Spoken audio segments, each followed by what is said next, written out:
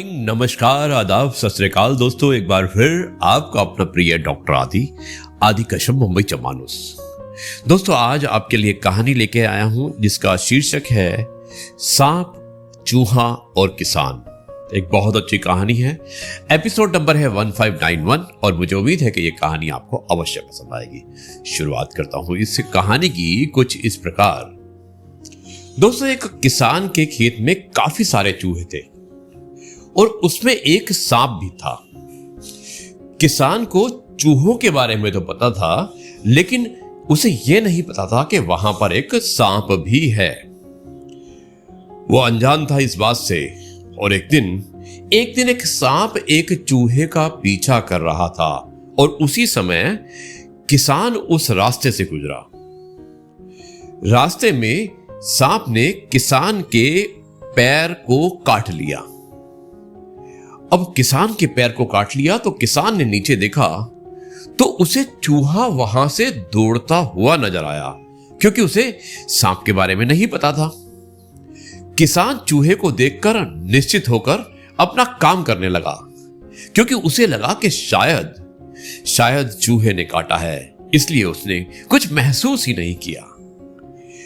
सद्भाग्य से ज्यादातर सांपों की तरह वो सांप भी जहरीला नहीं था, इसलिए इस घटना पर किसान को कोई भी नुकसान नहीं हुआ।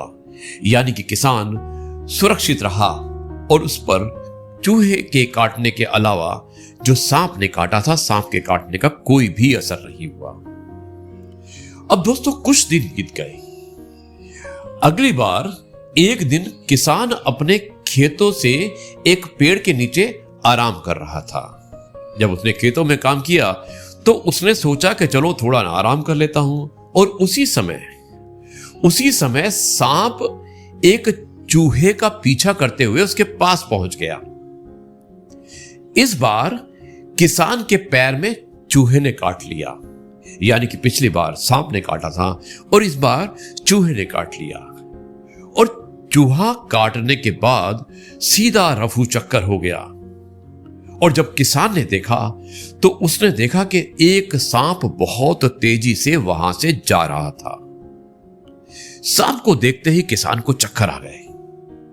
किसान तुरंत अपना इलाज कराने के लिए डॉक्टर के पास गया। अब दोस्तों, कई तरह की दवाई खाने के बाद भी उस पर कोई असर नहीं हुआ। किसान की हालत बद से बदतर हो गई और आखिरकार धीरे धीरे किसान अंदर ही अंदर घुटकर मर गया।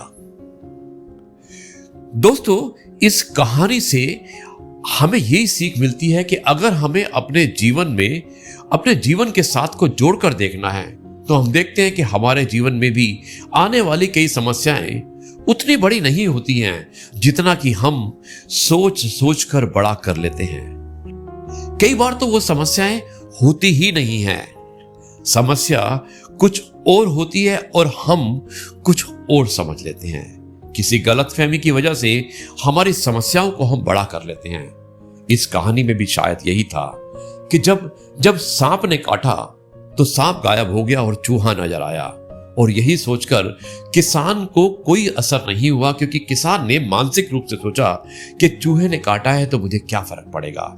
और दूसरी बार जब चूहे ने काटा तो चूहा गायब हो गया और सांप नजर आया।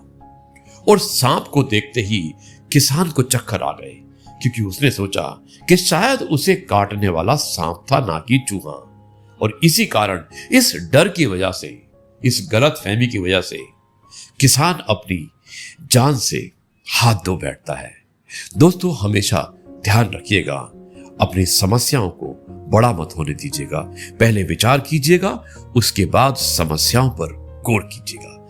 अब मैं इस कार्यक्रम को यहीं पर समाप्त करता हूं और कल आपसे एक बार फिर मुलाकात होगी कुछ नई बातों के साथ। तब तक के लिए कहता हूं, जय गुरु जी, शुक्राना गुरु जी।